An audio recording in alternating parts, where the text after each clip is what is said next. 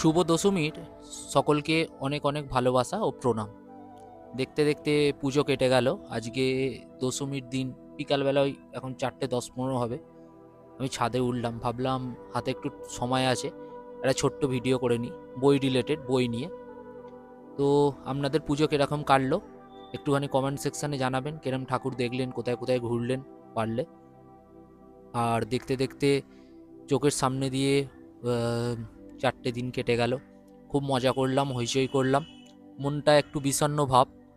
আর তার পাশাপাশি দেখুন আজকের ওয়েদার কন্ডিশনও খারাপ যথেষ্ট, এখন একটু ভালো হয়েছে। সকাল থেকে বেলা থেকে প্রচণ্ড বৃষ্টি, যেন মনে হচ্ছে যে মানে সকল মানুষের চোখের জল মা বিদায় নিচ্ছেন এই কারণে। তো আগের ভিডিওতে আমি দেখিয়েছিলাম যে বাতিঘর থেকে বেশ কিছু বই আমি আনবক্সিং করেছিলাম, কি কি বই কিনেছিলাম, মূলত ওপার বাংলারই। আজকে ওপার বাংলারই কিছু এডিশন দেখাবো। আমাদের বাংলা সাহিত্য জগতের একজন বিখ্যাত মানুষ বিভূতিভূষণ বন্দ্যোপাধ্যায়ের কিছু বই, ওপার বাংলার এডিশন, কিন্তু এপার বাংলার এডিশন নয়। আমার কাছে বিভূতিভূষণের তিনটে, হ্যাঁ তিনটে বই ছিল, বেশি ওনার সংগ্রহ ছিল না ওনার বইয়ের। তো ফার্স্ট যেটা ছিল হচ্ছে মানে প্রথম যে বইটা ছিল হচ্ছে আমি কিনেছিলাম, এই যে এখানে বইগুলো আছে দেখাই একটু। তো বিভূতিভূষণ বন্দ্যোপাধ্যায়, তারাদাস বন্দ্যোপাধ্যায়ের তারানাত্যান্তিক সমগ্র, এই যে এই বইটা, এই বইটা ছিল ওনার। তারপর আমি কিনেছিলাম আরণ্যক। আরণ্যকের আমি মানে একজন আরণ্যক লেখার আমি একজন গুণমুগ্ধ ভক্ত। সকলেই আশা করি মানে 99% লোক আরণ্যককে ভালোবাসে, আমি জানি। প্রকৃতির কাছে ফিরে যেতে হলে এর থেকে ভালো লেখা আর হয় না। আর একটা ছিল আমি বইমেলা থেকে কিনেছিলাম ওনারই, ভয় সমগ্র। তিনটে বই কিনেছিলাম। এবার বাতিঘর থেকে ওনার কিছু বই ছোট ছোট সংগ্রহ করি আমি, সেগুলো আপনাদের সাথে শেয়ার করব।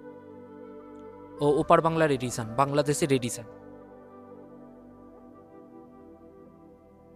ফার্স্ট হচ্ছে ওনার কিছু ছোট ছোট গল্প আছে। ছোট ছোট গল্পগুলোকে মানে ধরুন 25 পেজের গল্প বা 28 পেজের গল্প, এরকম ছোট ছোট গল্পগুলোকে মানে ওনারা এইরকম হিসাবে ছাপিয়েছেন বলা ভুল, মানে কাগজে আর দড়ি দিয়ে বাঁধা। যেমন ফার্স্ট বই হচ্ছে হিঙের কচুরি, বিভূতিভূষণ বন্দ্যোপাধ্যায়। এই যে এরকম মানে পরপর পরপর পরপর এরকম এরকম টাইপের মানে পেজগুলো আছে, এই যে এরকম টাইপের, জাস্ট একটা দড়ি দিয়ে বাঁধা। হিঙের কচুরি আছে।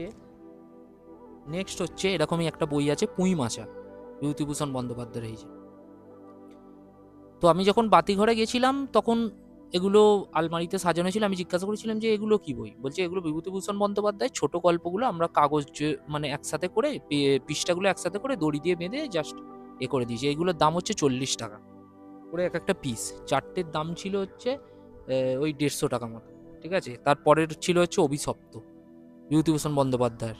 আমি এর মধ্যে খালি হিঙের কচুরিটা পড়েছিলাম। আর লাস্ট ছিল উপেক্ষিতা। এই যে লাস্ট ছিল উপেক্ষিতা, এই যে এই বইটা। তো আর এই মানে ছোট ছোট বইগুলো ছাড়া তিনটে বই আমি আলাদা করে কিনেছিলাম, যেগুলোর যদি বলেন যে মূল্য মানে আমাদের এখানে থেকে একটু বেশি। একটা বইয়ের কম ছিল, দুটো বইয়ের আমার একটু বেশি লেগেছে। মানে আপনি আমাদের এডিশনটাই কেনা ভালো, আমি ঝোঁকের বসে কিনে ফেলেছি বাংলাদেশের এডিশন। তো সেই বইগুলো একটু দেখাই, সেই বইগুলো প্যাকেজিংয়ে মোড়া, ঠিক আছে। আমি একটু মাইকটা এখানে লাগিয়ে নিই।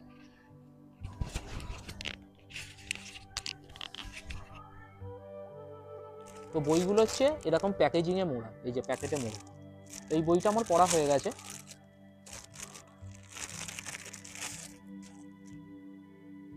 ফার্স্ট বই হচ্ছে মিজমিদের কবচ। এই যে ফার্স্ট বই হচ্ছে মিজমিদের কবচ। পেজ কোয়ালিটি দুর্দান্ত, কোনো কথা হবে না। এই যে একদম পেজ কোয়ালিটি খুব সুন্দর। এই যে ভেতরে বুক মার্ক ছিল, পড়ে গেল।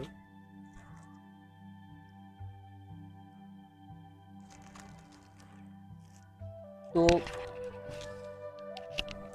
মিজমিদের কবচ রিসেন্টলি আপনারা সানডে সাসপেন্সে শুনেছেন, আমি শুনিনি, শোনার আগেই বইটা আমার কেনা হয়ে গিয়েছিল। খুবই সুন্দর একটা মানে গোয়েন্দা গল্প কিন্তু, ঠিক আছে। তার সাথে সাথে মানে মিজমিদের উপজাতি নিয়ে একটা কিছু কথা গুরুত্বপূর্ণ ওখানে লেখা আছে। ওনার কবচ মানে ওনাদের কবচ কীভাবে মানুষকে অ্যাফেক্ট করে সেই সম্বন্ধেও লেখা আছে। খুব সুন্দর গল্প। ওই 170-80 পেজ হবে, ঠিক আছে। সেকেন্ড বই হচ্ছে, এই বইটার দামটা একটু বেশি লেগেছে আমার, আদর্শ হিন্দু হোটেল। এই যে এই বইটা, আদর্শ হিন্দু হোটেল, এই বইটা সম্বন্ধে আপনারা সকলেই জানেন। এরও পেজ কোয়ালিটি, মানে কোনো বইয়ের পেজ কোয়ালিটি কোনো খারাপ নয়, বাইন্ডিং খুবই সুন্দর, একটা ম্যাট ফিনিশ আছে, খুব সুন্দর প্রাইম টাইপের। আদর্শ হিন্দু হোটেল, এটা আমার এখনো পড়া হয়নি। আমি যেরকম এনেছিলাম সেরকম প্যাকেজে মুড়ে রেখে দিয়েছি।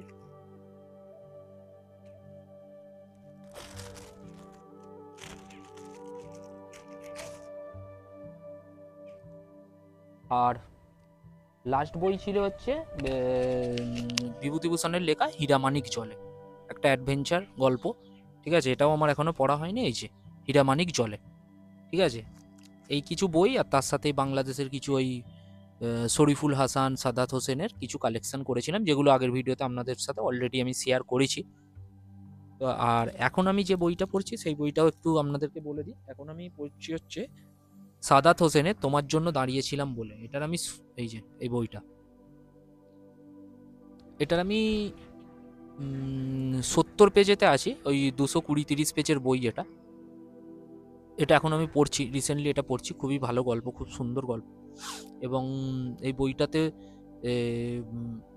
প্রকৃতির খুব ভালো ডেসক্রিপশন, বিবরণ দেওয়া আছে, সাদাত হোসেন দিয়েছেন উনি, যেগুলো মাঝে মাঝে মানে আসছে গল্পের মধ্যে মধ্যে আসছে, যেটা খুবই সুন্দর লাগছে।